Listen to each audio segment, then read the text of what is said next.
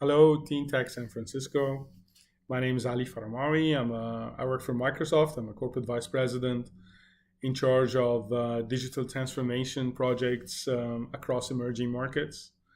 This is the second time that I get the pleasure, the honor of speaking to you guys. Mark invited me 2 years back.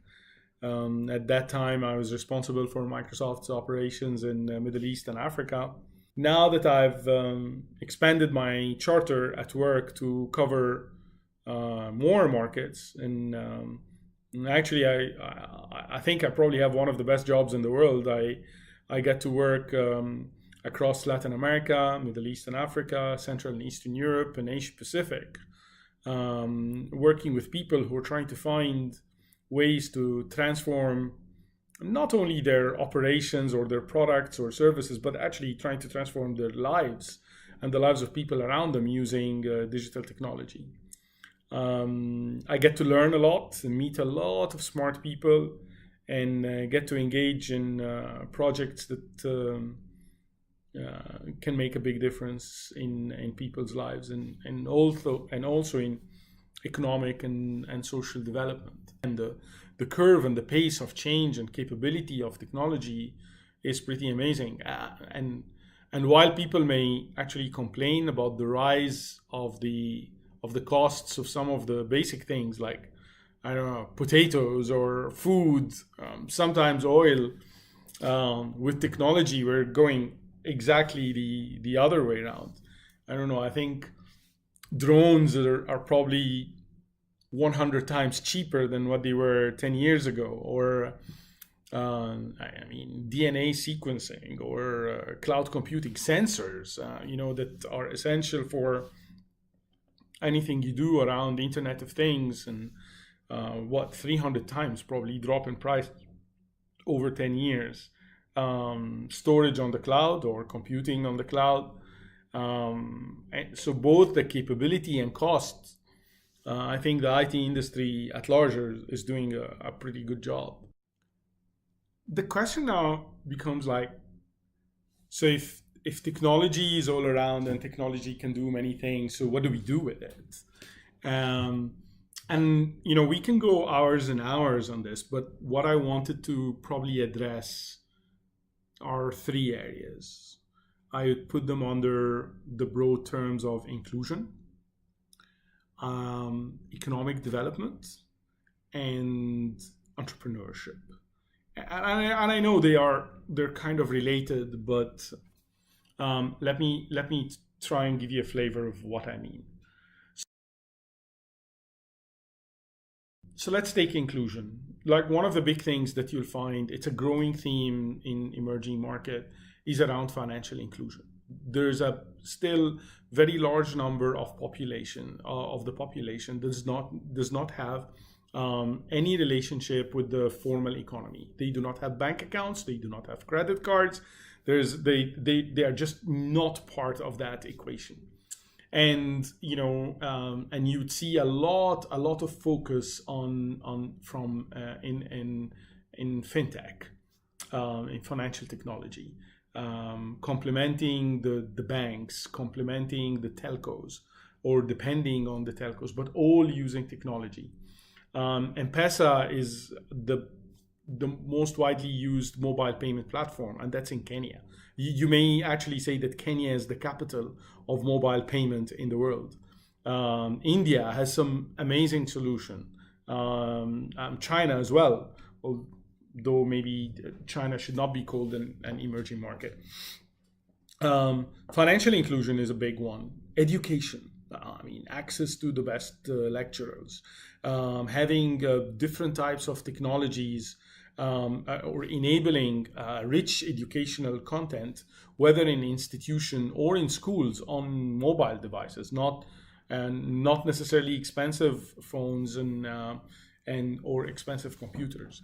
In Microsoft, we have a platform for which is sort of like more out social networking, but within the enterprise. It's called Kaizala. It was developed by our teams in India, and then we're creating extensions to that in order to enable educational content. Either it's training for within an enterprise for their mobile workforce, or broader education. Healthcare, another element of inclusion, that is sort of like a basic right for human beings. Education, healthcare, being part of the sort of like the formal of the formal economy. I'd put all of these under inclusion.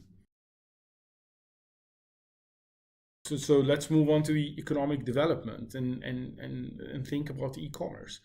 Should e-commerce be basically the play of few large players that come from the developed markets, and just leverages the low cost structure in emerging markets, while all the profits go back to the big guys? I don't know. It's something that we have to think about. But again, I'm actually quite impressed by how some e-commerce players are really growing in emerging markets, and whether you're moving from Flipkart in India, or you're going towards Jumia and Konga in Africa, there's some really interesting play there. We're involved in a couple projects around precision agriculture. So this is using really sophisticated technology. I mean, there's sensors in the ground, there's drones and cameras, and mixing that with the data that you get from the soil to the data that you get from the sky around the weather, to the pictures that you take that tell you something about the status of the crops, and try and take corrective action if anything is going wrong, and try and address that. Try and regulate the amount of water that you use when you know that there will be rain, for example, so you can save on water. And if there's going to be a disaster in terms of the quality of your crops, then you would know about it early, and take corrective measures.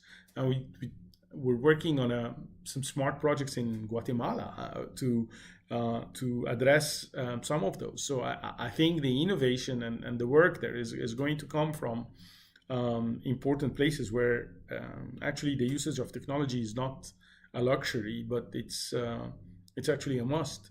Think again about the outsourcing industry, or the business process reengineering, or large companies outsourcing their work to let's say countries that have a cheaper cost base.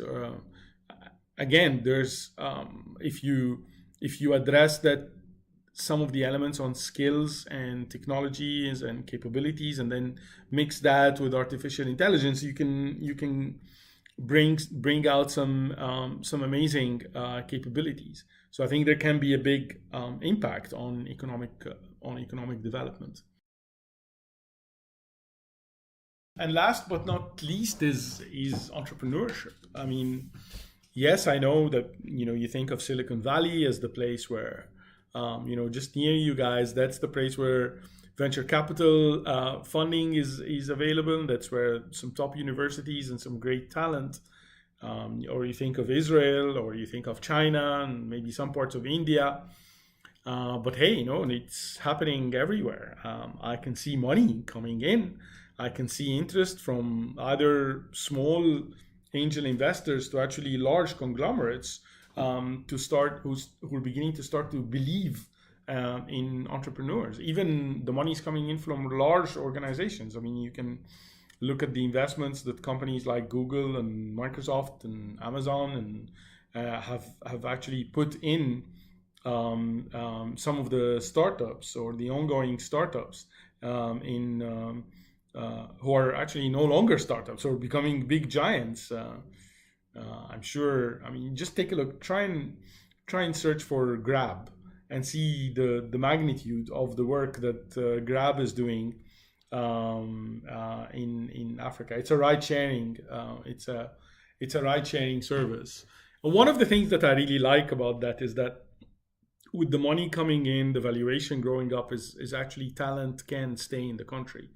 I mean, I'm originally from Egypt, and one of the things I always worry about is talent leaving the home country and going everywhere, and I searching for opportunity and searching for prosperity. And while I love that because it opens your eyes and you become better and you can become an ambassador for your own country, but at the same time, if it's just repeated all the time, then the country does lose a lot.